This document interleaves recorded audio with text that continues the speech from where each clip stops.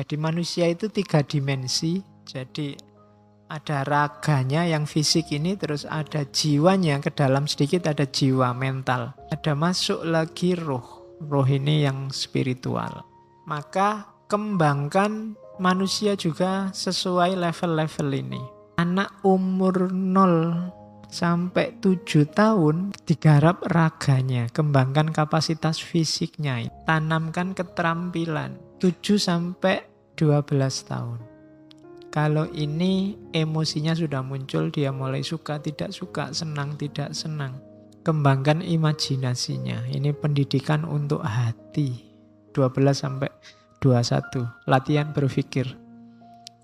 Jadi nanti dia kapasitas fisiknya berkembang, kapasitas emosinya berkembang, dan kapasitas intelektualnya berkembang. Jadi manusianya jadi utuh. Akan membangun generasi yang kuat dan tangguh.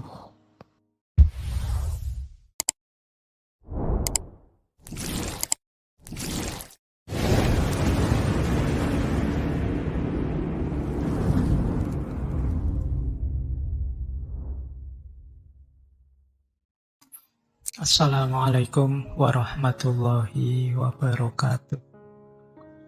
Bismillah. Mari kita lanjut lagi belajar kita, ngaji kita. Jadi intinya ngaji filsafat itu ya ngaji, kita belajar ya. Segala yang di luar itu bonus.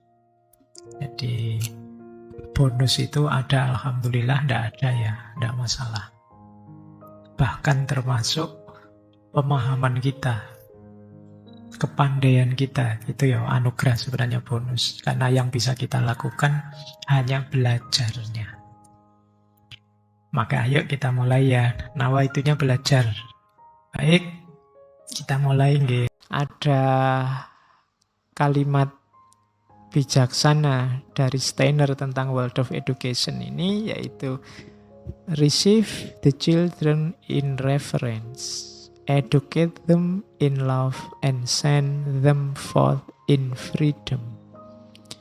Terimalah anak-anakmu dengan penghormatan, dengan penghargaan. Didiklah mereka dengan cinta kasih, dan lepaskan mereka ke masa depan dengan kebebasan. Ini kalau diuraikan bisa jadi satu artikel panjang. Hargai anak-anak, didik dengan cinta, dan dibebaskan mereka membentuk masa depannya sendiri. Itu maunya world of education. Hargai itu berarti apa? Kembangkan dia sesuai keinginannya, sesuai potensinya. Tuntun dia dengan cinta melalui pendidikan. Setelah itu, biarkan dia membentuk masa depan yang dia inginkan. Itulah prinsip utama world of education. Jangan kebalik, karena banyak orang sejak awal sudah memenjara anaknya dengan ambisi-ambisi, dengan hasrat-hasratnya orang tua yang dipaksakan pada anaknya.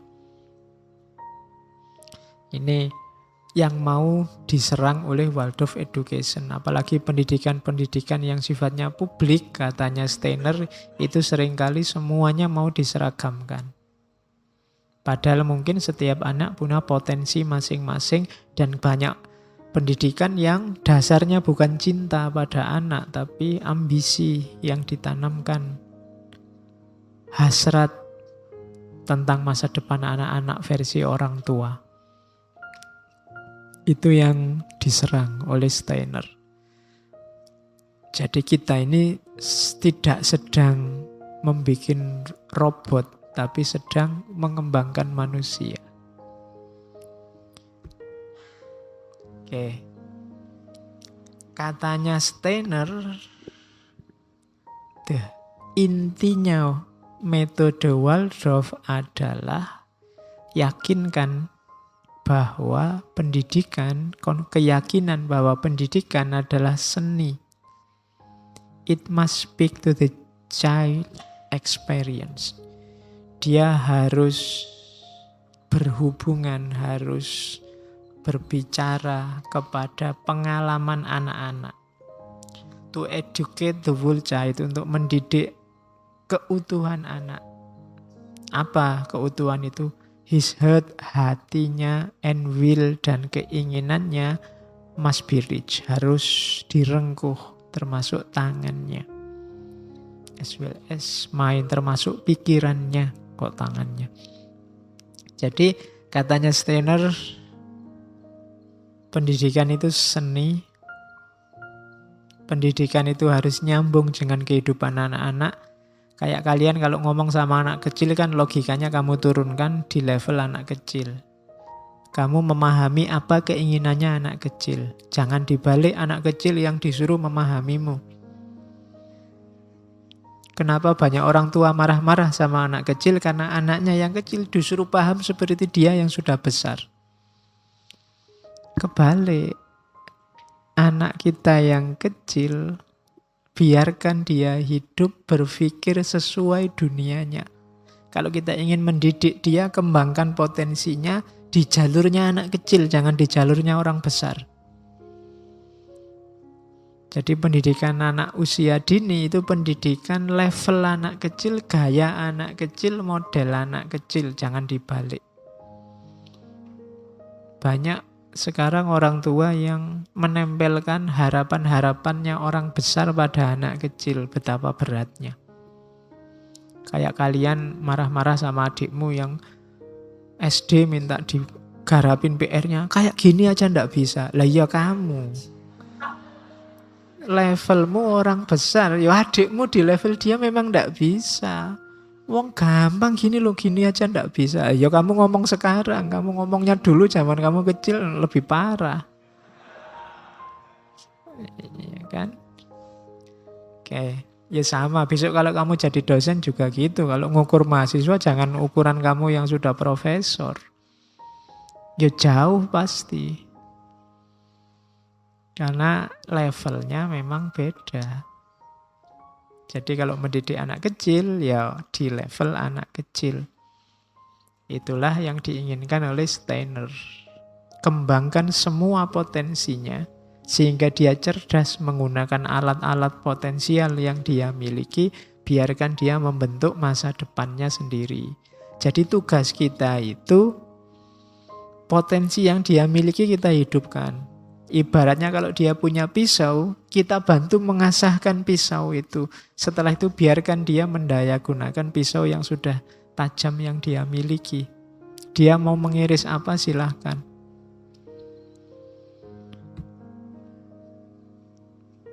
Nah, teorinya Steiner ini, manusia itu terdiri dari 3 lapis. Ini antroposofinya main. Ada raga, masuk ke dalam ada jiwa, masuk ke dalam lagi ada ruh. Ini kayak pemikirannya Ibnu Miskaweh kemarin. Jadi manusia itu 3 dimensi. Jadi ada raganya yang fisik ini, terus ada jiwanya, ke dalam sedikit ada jiwa mental. Termasuk intelek ada di situ. Ada masuk lagi roh. Roh ini yang spiritual. Maka kembangkan manusia juga sesuai level-level ini. Anak umur 0 sampai 7 tahun digarap raganya, kembangkan kapasitas fisiknya. Ini nanti yang pendidikan untuk tangan. Tanamkan keterampilan. Anak-anak di usia ini kemampuannya meniru. Maka contohkan hal-hal yang baik. Jadi ajak saja ke masjid, nggak usah diajak diskusi tentang sholat itu apa, definisinya apa. Biarkan dia niru dulu, nggak apa-apa. Iya. Jadi suruh dia niru, kamu ngaji, nggak apa-apa, nggak usah diajari mengapa orang Islam harus meyakini Al-Quran dan lain sebagainya. Biarkan saja dia niru di levelnya. Itu 0 sampai 7 tahun. Berarti sampai anak masuk SD. Jadi kasih aja contoh biar dia niru. Nggak usah kamu kritik, wah nanti kan dia cuma patuh, nanti nggak kritis Pak, nggak filosofis Pak. Lo umurnya belum nyampe, nggak usah kamu ajari filsafat apa, dia belum waktunya. Mentang-mentang kamu semangat filsafat, nanti adikmu yang balita kamu ajari Aristoteles, Socrates. Belum waktunya, dia bisanya cuma niru, maka contohkan hal-hal yang baik. Kalau kamu tidak nyontoh yang baik, hari ini dia nyontoh sendiri, lihat TV, lihat di HP-mu, internetan sendiri, main game sendiri. Jangan-jangan hari ini orang sukanya konflik, tawuran itu mungkin karena kecilnya suka main game, niru-niru. Game-game laga, game tawuran, game. Jadi 0-7 tahun, kasih contoh yang baik-baik, bikin jiwanya tersentuh tentang hal-hal yang baik. Dengan cara meniru. Ini di sini penanamannya kuat. Kalau sejak di usia-usia ini dia dibiasakan misalnya sholat, nanti di antara akar-akar hidupnya ya tentang sholat. Nanti saat dia besar ada rasa tersendiri tentang sholat. Ini membangunnya dari sini, membangun jati dirinya dari sini. Oke. Terus SD kalau di kita sekarang ya, umur 7-12 tahun. Kalau ini emosinya sudah muncul, dia mulai suka, tidak suka, senang, tidak senang. Kembangkan imajinasinya. Ini pendidikan untuk hati. Biarkan imajinasinya berkembang, tunjukkan hal-hal yang indah. Mulai dikenalkan model-model lagu, lukisan, gambar, macam-macam. Ini kan merangsang imajinasinya, bikin-bikin drama dan macam-macam. Ini levelnya anak SD. Pendidikan untuk hati, kasih buku-buku dongeng, cerita yang merangsang imajinasinya.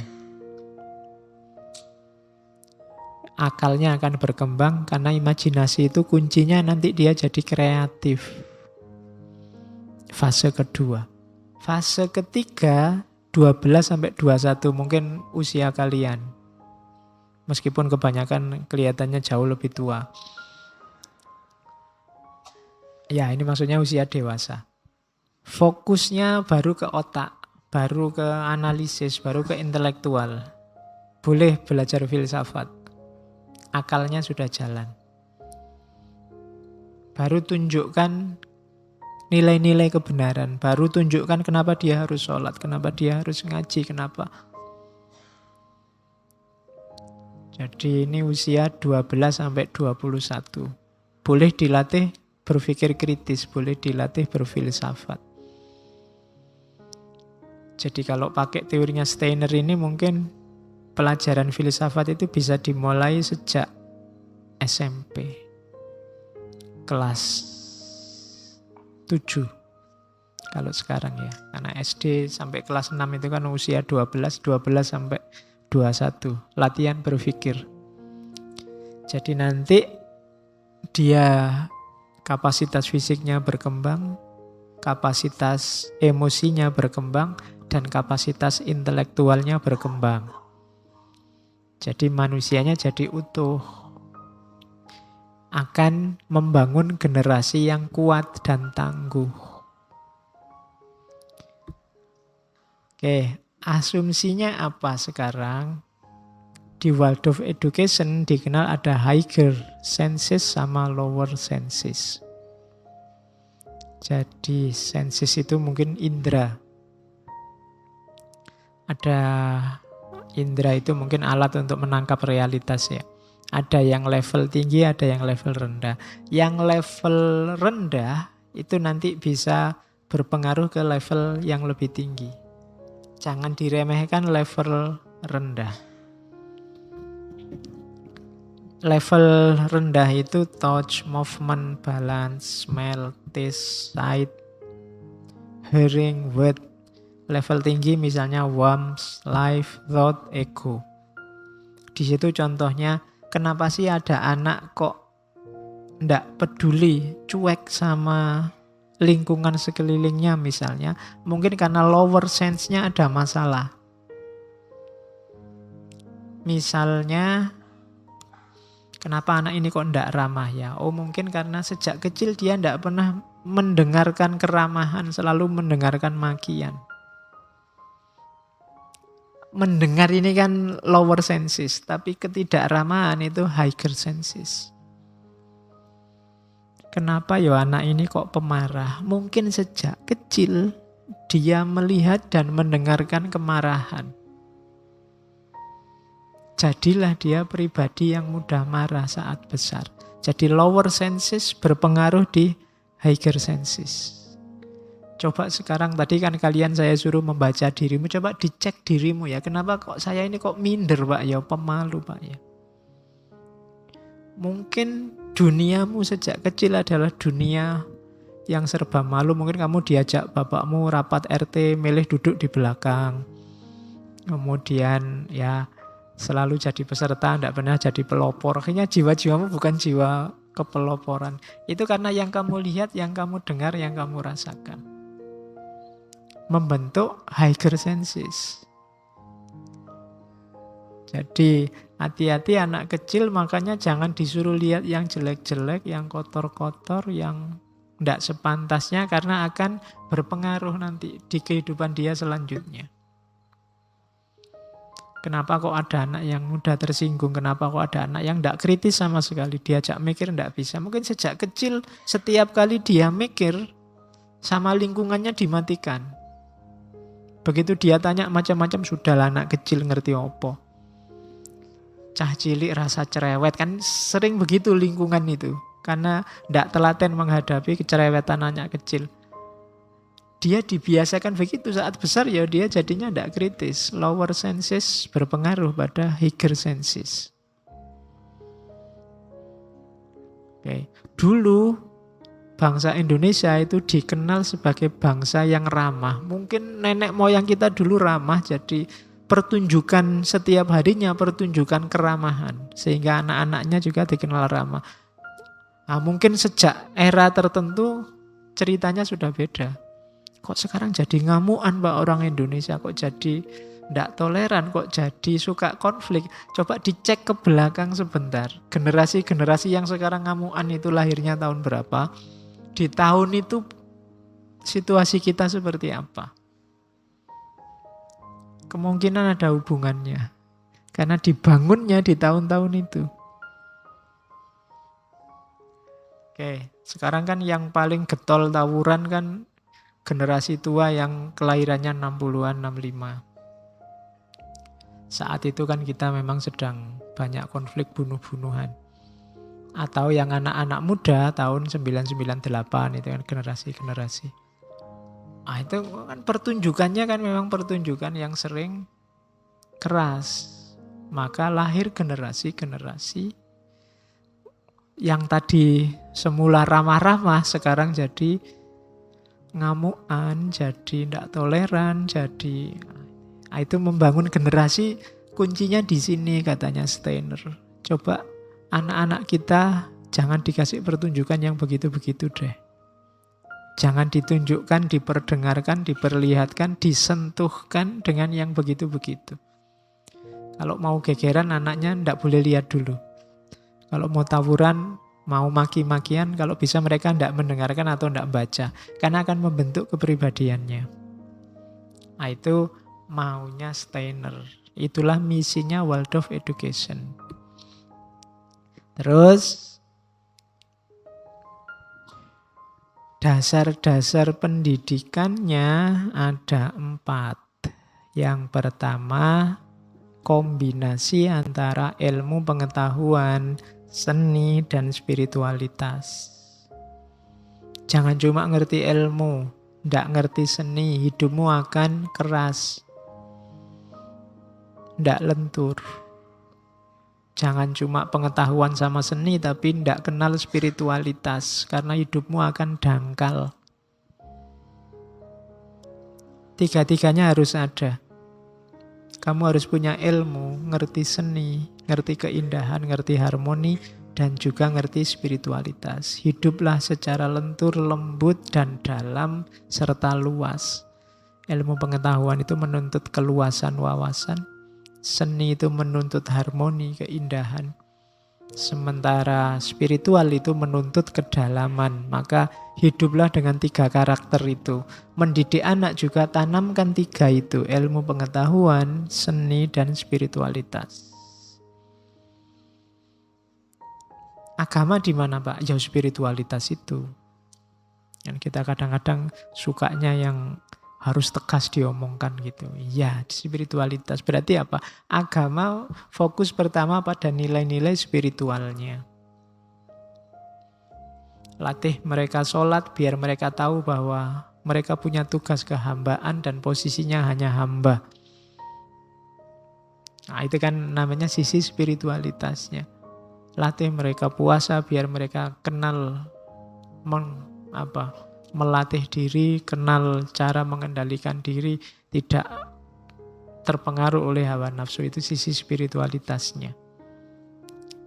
Latih mereka untuk berzakat biar tidak ditelan oleh kecintaan pada harta benda, pada dunia, biar mereka punya rasa untuk berbagi. Itu spiritualitas. Bahwa kamu harus sedekah, ya itu ilmu, tapi lakukan itu dengan indah, ada seninya.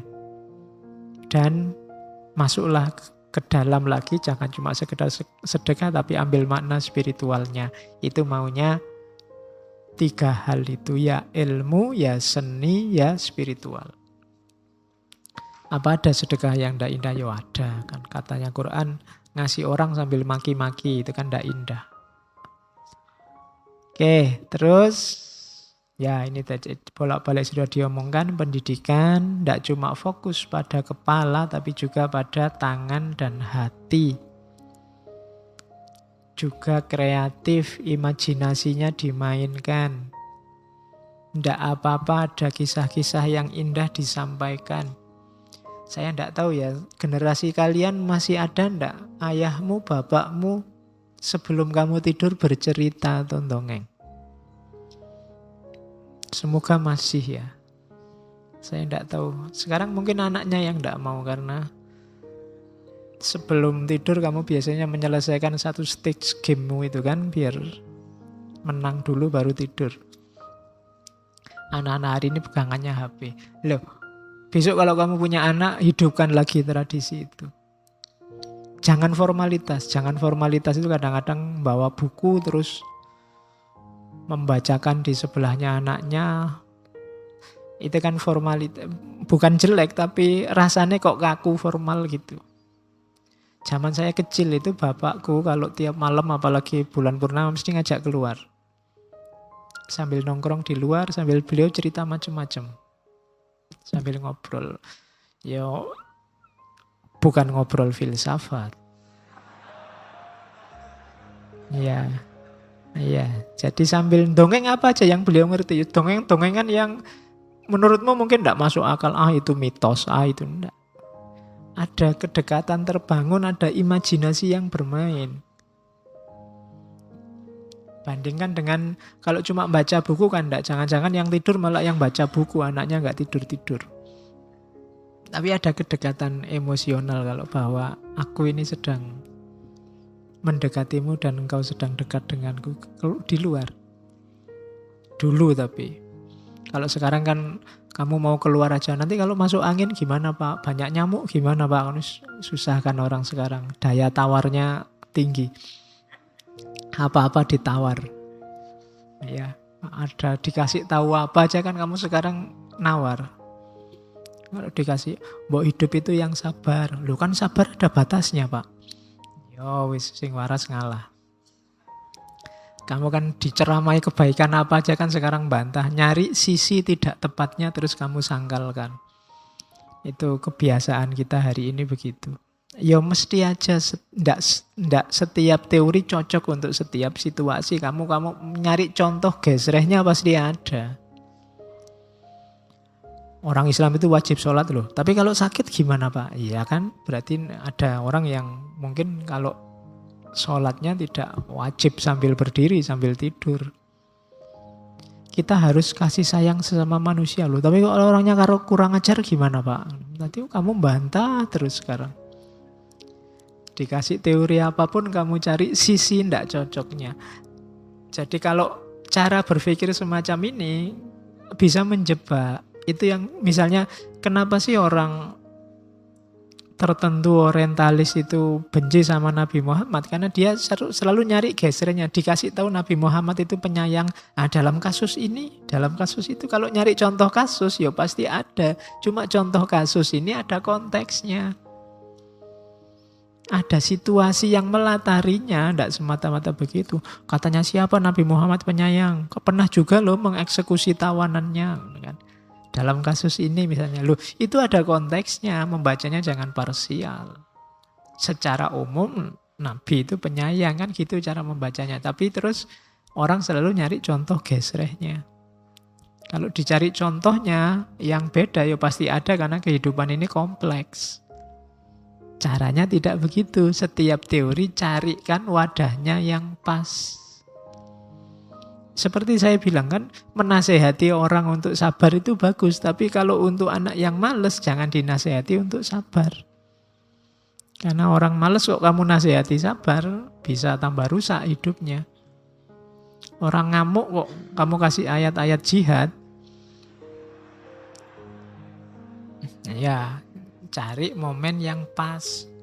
Oke. Yang ketiga, dasar pendidikannya Waldorf itu anak-anak harus dihargai sebagai manusia. Di levelnya sesuai usianya. Kalau di Waldorf itu anak-anak yang 0 sampai 7 tadi tidak ditekankan untuk membaca dan menulis.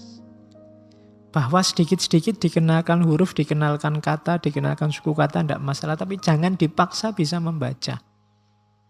Biarkan natural. Sekarang kan enggak. Karena masuk SD harus sudah bisa baca. Guru SD-nya males ngajarin anak baca. Tapi kalau katanya Waldorf enggak. Justru karena membaca itu penting. Siapkan mentalnya untuk mau membaca, kuat membaca, dan suka membaca. Itu lebih penting. Daripada dipaksa bisa membaca, apalagi kalau ndak cocok, ndak pas kena mentalnya, nanti dia membaca bisa, tapi dia males membaca. Kenapa? Trauma, karena kecilnya dipaksa membaca, padahal dia sebenarnya nggak suka, nggak seneng, pinginnya main. Hal yang sama kita juga harus hati-hati, adik-adik kita kadang-kadang dipaksa ngaji. Kalau bisa usahakan suasana untuk menyuruh dia ngaji itu suasana yang menyenangkan sesuai moodnya dia. Jangan dipaksa karena khawatirnya nanti ngaji dia bisa bahkan mungkin pinter ngaji tapi dia tidak cinta, tidak suka sama ngaji. Ada trauma dalam jiwanya bahwa ngaji itu tidak menyenangkan. Sejak kecil saya disuruh ngaji padahal sebenarnya tidak ingin. Maka lebih penting siapkan dulu jiwanya, fisiknya. Kenapa kalian tidak cinta membaca? Mungkin dulu membaca itu beban yang berat. Gurumu nyuruh baca, nyuruh menghafalkan, nyuruh itu. Jadi kamu tidak suka. Maka katanya Waldorf, jangan dipaksa. Biarkan moodnya mengalir, keinginannya mengalir. Kita mengarahkan, menciptakan situasi yang bikin dia suka, bikin dia ingin. Kenapa kamu tidak tahan lama membaca? Paling mau 2-3 halaman kamu sudah seolah-olah sudah kayak dapat apa, beratnya luar biasa, apalagi buku filsafat. Dapat 2 halaman sudah ngantuk. Itu mungkin kamu tidak terlatih sejak kecil. Jadi daya tahanmu untuk membaca rendah. Itu mungkin sejak awal ada yang salah dalam sistem pendidikannya. Itu katanya Waldorf, enggak, anak-anak kecil biarkan dia sesuai dunianya, sesuai moodnya, masukkan pelan-pelan. Kalau memang harus disuruh, jangan dipaksa, ciptakan situasi yang membuat dia suka ke sana. Oke, itu kalimat terakhir ya, dasar pendidikannya. Proses yang dilalui anak jauh lebih penting ketimbang hasil instan yang seringkali membuat anak kita menguasai sesuatu hal padahal mereka belum siap melakukannya. Orang tua itu kan senang kalau anaknya bisa sesuatu, mencapai sesuatu, dan seterusnya. Tapi kalau tidak cocok sama jiwanya anak, itu nanti bisa blunder. Mungkin waktu sekolah dia selalu ranking 1, tapi ketika besar hidupnya pontang-panting, kacau, tidak stabil. Masih ingat kan teorinya Daniel Goleman yang emotional quotient itu? Emotional quotient itu ditulis oleh Goleman ketika dia lihat ada mahasiswa yang pointernya luar biasa. Anak ini nilai kuliahnya A semua. Hanya ada satu mata kuliah yang oleh dosennya dikasih nilai amin. Begitu dikasih nilai amin, dia tidak terima. Pulang ke rumah, ngambil senjata, balik ke sekolah, dosennya ditembak. Dari situ terus Daniel Goleman, wah ini kelihatannya lebih penting menggarap emosinya. Keluarlah emotional quotient. Untuk nyaingi IQ, intellectual quotient. Nilai A semua itu kan jelas IQ-nya tinggi. Tapi ketika emosinya tidak tergarap, yang lahir hanya masalah.